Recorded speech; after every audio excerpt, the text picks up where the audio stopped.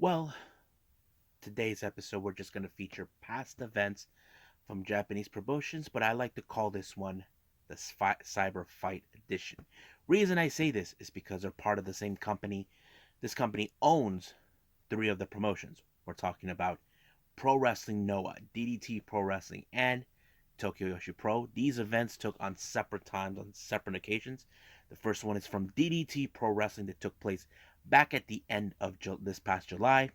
Next one is Tokyo Yoshi Pro that took place near the end of August. And of course, there's Pro Wrestling Noah around the same time and near the end of August as well. So I'm excited to review all of them. But if I must make a note right here, Gambari is also part of the Cyber Fight, but I already did that in the previous episode. But right now, it's all about the main three that I feel are part of the Cyber Fight edition. So let's get started with another episode of the Deleted Retro Zone.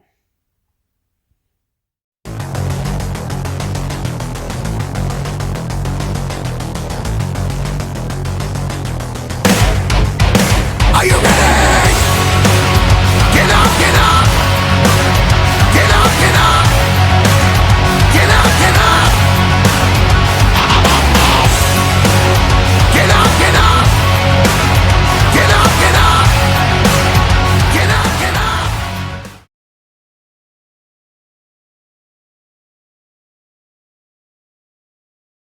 Welcome everybody to the Deleted Wrestle Zone, all things that is pro wrestling with AEW, NXT, New Japan Pro Wrestling, Impact Wrestling, the National Wrestling Alliance, various promotions, wrestlers, matches, and championships.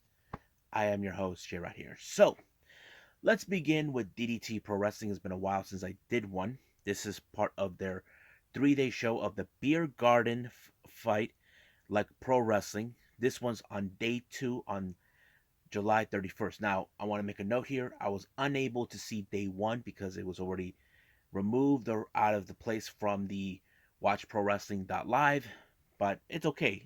You just got to keep moving forward with this. But I will see day 3 as soon as possible. But I'm barely catching up with DDT. So let's see what we're going to review about. First opening match was Keigo Nakamura taking on Soma Takoa, who is a member of the heel faction Damnation. Keigo, he's a bit of a scrappy wrestler. Basically, he knows what he's doing, but when it comes to a guy like Soma Takoa, he knows exactly what he's doing. And he took out Keigo by using a similar move that they use with the Michinoku driver, but it's not. And that's how Soma was able to put Keigo away. So he won this match. Second one, we have a three-way match. We have Yukio Naya, Naomi Yoshimura, and Kazusada Iguchi. All three members in this very unusual three-way match. But however, it ended in a time limit draw after 5 minutes. Now, I was a bit stumped why it ended 5 minutes. Well, apparently they added a little scene where all three of these individuals were participating in a sumo match. Well, they did not dress up in those little diapers, if people would like to call it. I don't know what they call those, but yes, the first match is whoever. The way this ends is that whoever makes the first two falls, make two falls in order to win. The first one was Iguchi versus Naya.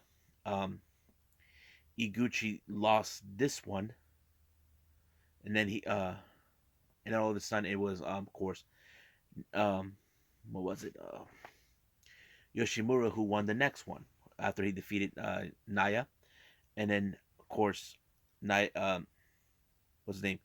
He later faced Iguchi, but Yoshimura actually lost this one, and then once it went back to Naya against Iguchi, but Iguchi won this one, so he won two in a row in this one, allowing himself to win. Now I don't know what was the purpose of the whole sumo match, but I don't know. I feel like it wasn't much of a sumo match because later on you see Naya and Iguchi taking off their boots, trying to make it look legitimized or something. I don't know. Next match, we have a very funny match with Damnation, consistent of Daisuke Zazaki, Matt Pauly, and Yuji Ino taking on Chris Brooks, Antonio Honda, and Super Sasandango Machine. Now, the reason I said it was funny, Brooks, Honda, and Super Sasadango came out dressed up as these guys, as the members of Damnation. Chris Brooks dressed up as Sasaki, Antonio as Mad Paulie, and Super Sasadango as Yuji Ino. I thought it was so funny. I didn't know what to expect, but I think the my favorite moments is when Mad Paulie and Antonio Honda, they look at each other like it's in a rear mirror. But I don't know exactly what Mad Paulie was doing. He was sort of like giving this like we think we understand what he's saying. I don't know, but it was too funny. But however, the match ended when Yuji Ino took out a Super Sandago machine in order to win the match. I'm like, it was just too darn funny, you know, seeing the mirror image of themselves. But yeah, next match we got a very sort of like bodybuilding fitness match or something. I don't know. We have Saya Morohashi and Gorgeous Matsumo taking on the other members of Damnation, Hiroshi Yamato and Tetsuya Endo. Now, this match ended in 40 seconds flat when it was Tetsuya Endo who pinned Gorgeous in order to win the match. But however, the GM was not having it. He felt like this match should have gone longer. They just took advantage of Matsumo, who was the oldest of the group in this entire roster. So basically, he demanded that this match restarted, which it did. It lasted like maybe almost 6-7 minutes at max. And of course, but in the end, it was Tetsuya Endo that picked up the victory again. So basically, the GM wanted this match to go longer, but it did. Our next match, we have men's, consistent of Yuya Koroku, Shiroi Asai, and Teio, taking on Janrutsu, which is consists of Hideki Okatani, Suzuki Okada, and Jun Akiyama. This was a very good match, I have to say, because it shows like these guys are almost similar in every way. But however, Junetsu is the most experienced because they got Jun Akiyama, a veteran in the wrestling business in Japan. He was able to help out pick up the victory for his team and allowing for this to win. Now, our main event is a four-way hardcore match between all members of 37 Kamina. We have Mao versus Yuki Ino versus Konosuke Takeshita versus Shuna Katsumata. Now, Katsumata was like the one outcast out of the match many times over by the other three. The reason is this: Katsumata takes things way too seriously. So they tried to exclude him out, try to have a little bit of fun. But however, it was Takeshita who picked up the victory on this team, on this match, allowing himself to win. But however, Katsumata, he sometimes gets a little bit, riled up a bit more, like he can chew. But it's who he is. But no matter what, he will always be friends with the 37 Kamina.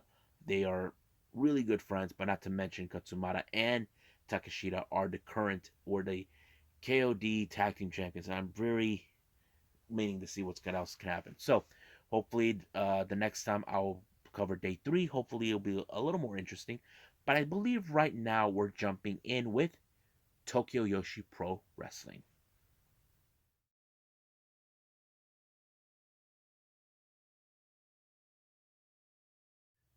Okie dokie. So let's go with Tokyo Joshi Pro with Pure Tokyo Joshi Pro Wrestling 5, which took place on the 28th of August. Now, this was a very unusual show for me because there were certain things that kind of, you know, caught me off guard. But that's in the last 2 matches to verify for all of you what I meant. But right now, let's just go for the first match. We have a 8-woman tag team match. We have team number 1, Arisu Endo, Moka Miyamoto, Haruna, Neko, and Suzumi taking on Up Girls with Miyu Watanabe, Raku, Hikari Nao, and this one was a very interesting team up. It was Miyu Yamashita. I would not expect her if you guys don't know Up Girls, they're like a idol group within Tokyo Joshi Pro. They normally opened up the show every single time, and they had Miyu be part of that. It was kind of interesting. I mean, seems to me the most serious type, but it looks more like she was having a little bit of fun, which there's nothing wrong with that. But I have to say, she did play a pretty interesting role, being like a somewhat partial of the Up Girls. But it was good. Not to mention, it was her who actually finished off the match when she pinned Zazumi, which was really good. So I don't know if I'll ever see this again with Mew teaming up with the Up Girls. I may never know. Next up, we got Kaya Toribani teaming up with Mirai Mayumi taking on Maki Ito and Yuki Kamifuku. Now, what I like about Maki, we all know Maki, she comes out singing and dancing, and Yuki actually was doing the same thing. But all of a sudden, Kaya and Mirai attacked Yuki out of nowhere. And when Maki finally saw what was going on, because she was so into the tune, she was not happy about it. So basically, it was more like, you just ruined my moment. Or should I say, their moment. And she didn't appreciate that. But she gave him a chance to see if they can get their groove on. But of course, just like any other payback, they just attacked him out of the blue.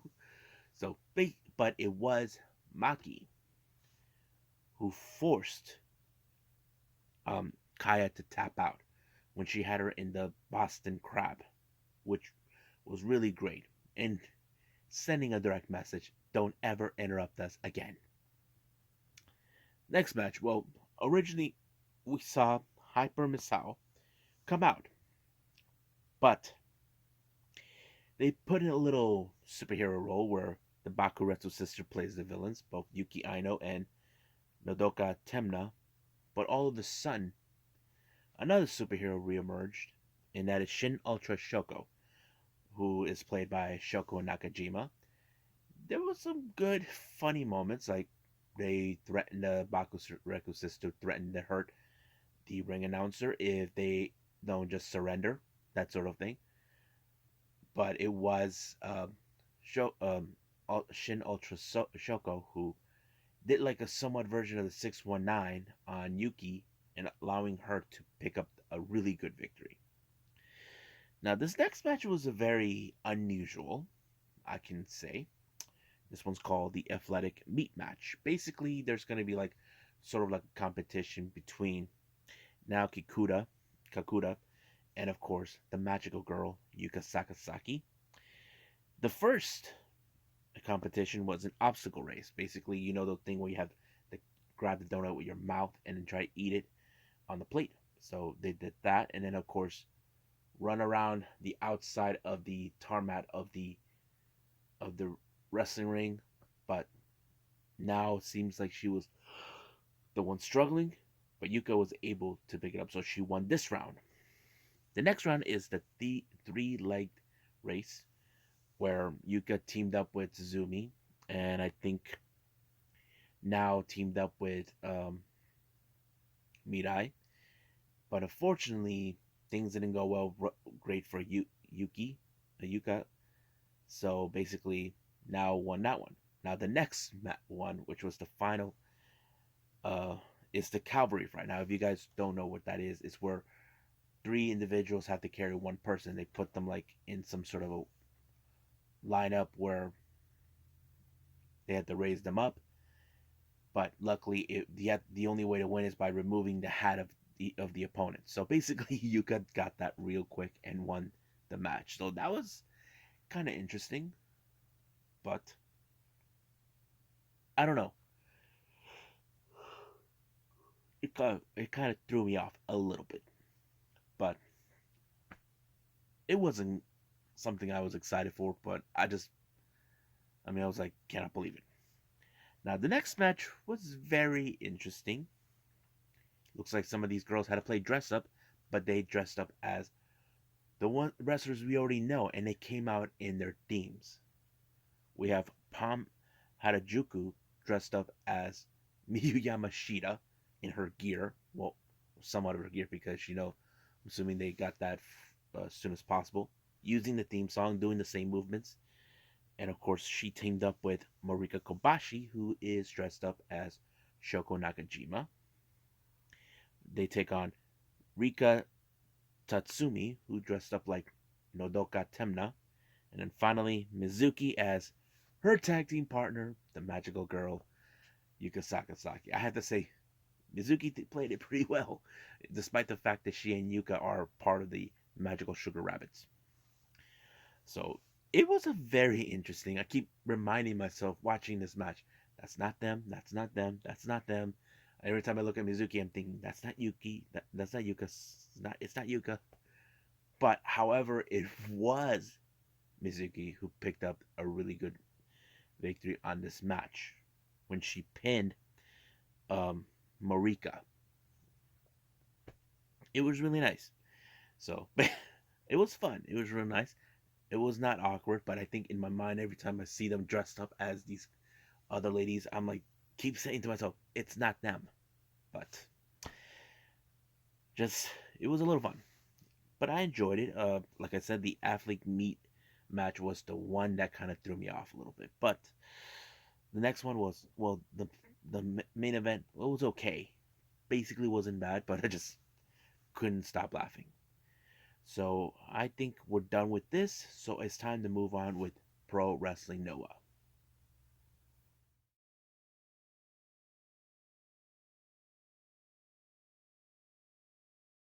Okay, so the last thing I'm going to review is Pro Wrestling Noah, and this is the premier Summer Dream that took place on the 29th of August. Opening up the match, we have the young boys of Pro Wrestling Noah, Yasudaka Yano versus Junta um, Miyawaki. Now, these are kind of like the versions of the Young Lions, but we just call them Young Boys because they're learning. I have to say, Junta has seems like he's more, how do I say, more like he's getting to the top where he's already had much experience from what I can tell. And he was the one who picked up the victory when he rolled up Yano into the match 1, 2, 3, and that was it.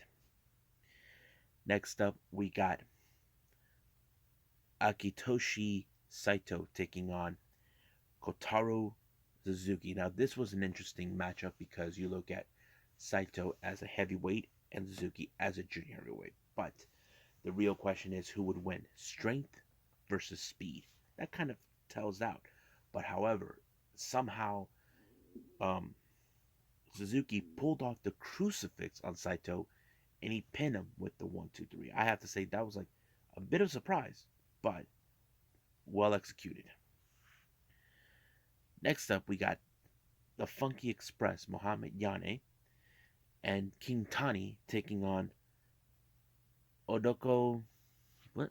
Sakari and the leader of Sugiura Gun, Takashi Sugiura. Now, this was a very unusual match. This guy Sakurai, he's in fact wearing like a freaking thong or something. I don't know. But the match had to be called off after there was like a somewhat version of the wardrobe malfunction. All thanks to King Tani. It was his fault. So basically, it had to be called off that way. But they kind of gave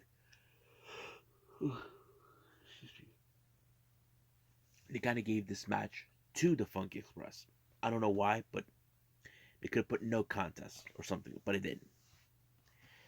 Now this next match, oh my god, it was the best junior heavyweight match I've ever watched. We have Congo with the members of the junior heavyweight division. We have Tadasuke, Naho, and Alihe taking on um, Momono Shinjitag, uh, Asuchi Kodoge, and the Suke Irada, who are teaming up with their friend Hajime Ohara. What a great match. I have to say, great moments, great spots, high flying. This is what I like about the junior heavyweight divisions. And it doesn't matter where it is, but they're great. But however, they were evenly matched. It did allow them, excuse me, it did allow for this match to end in a time limit draw. I mean, we probably would have wanted to see a winner, but it is what it is. Now, this next match, singles competition, this is the bit of the feud of a century. We got Yohei, who is in fact a member of Los Perros del Mar de Japón, taking on Seki Yoshiiki, who in fact they were once members of the Full Throttle faction. As you know, that's the thing is, Yohei will never forget how Seki betrayed them. I have to say it was a really, really good match with this one. I feel like this was like the proper way of trying to get payback. But Seki, who originally left, decided to leave and be joining Stinger because he wanted to make something out of himself. And I thought it was like telling us, okay, he's still the same guy, but Yohei, he has the potential to be a champion, but he keeps kind of getting his emotions in the way. But he will sooner or later go get his payback. But fortunately, it was Seki who pulled it off with this amazing kick, and he put him out completely. Next match, we got Kongo. Manabu Soya, Katsuhiko Nakajima, and Keno taking on Kinya Okada, Daiki Inabi, and Masa Kitamiya. Now, keep in mind, Masa and Nakajima, they hate each other ever since, Masa turned his back on Kongo to go on his own. And I thought it was like a perfect story that's telling us like there's still some unresolved issues between both teams. But however, it was um, Keno who picked up the victory on this one to for his faction. I thought it was pretty great. Now, finally, our next match we have Stinger, um, Yoshinari Ogawa, and Hayata teaming up with Kaito Kiyomiya. Now, this was unusual for them to team up, but uh, Kiyomiya actually decided, stay out of their way, and that's pretty good. But when it's convenient, they'll jump in. They took on Rosai Rungai, Mari Fuji, and of course the Great Muta. Now, keep in mind, Kaito has issues towards the Great Muta, or should I say Keiji Muto. Kind of tells that story, but he's been missed on many occasions. But the best moment to win the match, it's when Rungai had Ogawa right where he wanted, but what's his name? Muta accidentally missed Rungai, allowing for Ogawa to pick up the victory. But however, both Hayata and Ogawa left, but Kiyomiya will stand by himself to fight on. But they beat him senselessly, and they took him like completely to the opposite side of the building where they just left him there. And he got run over too by Muto. But who knows how his condition was at the time, but I can't wait to see what comes next. So I believe that's pretty much it what we got with Pro Wrestling Noah, and I believe it's time for me to call it a night. Well, I hope you guys enjoy this episode. Well, the next episode I'm actually going to wing it. However, I will throw in the AEW Dark Elevation at some point, but who knows what I'll be reviewing. Maybe I'll review more of some past events coming from the Japanese side or other ones that I haven't seen yet. But we'll see what happens. But for now, I'll see you guys in the next DWZ time. Same DWZ channel. I must bid all of you adieu. So goodbye. Mwah. And have a nice day. Bang.